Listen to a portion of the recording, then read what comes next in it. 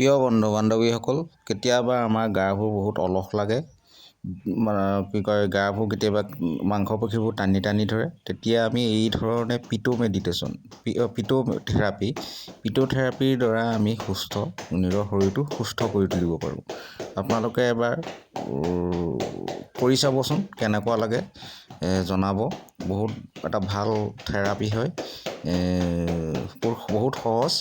আপুনি নিজৰ দেহৰ শৰীৰৰ সকলো অংশতে আপুনি এনেকৈ থপৰিয়াই যাব।